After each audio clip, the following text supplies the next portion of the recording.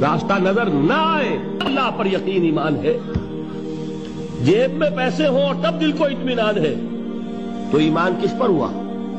پیسے پر، اللہ پر نہیں۔ جب وسائل و ذرائع نہ ہوں اور پھر یقین ہو کہ اللہ مسبب الاسباب ہے، وہ اسباب کا پابند نہیں ہے، وہ اسباب کا محتاج نہیں ہے، اسباب اس کے محتاج ہیں، اگر یہ یقین ہے تو اللہ پر ایمان ہے، یہ نہیں ہے تو تمہارا ایمان اسباب پر ہے، وسائل پر ہے، ذرائع پر ہے، مادیات پر ہے، اللہ پر نہیں۔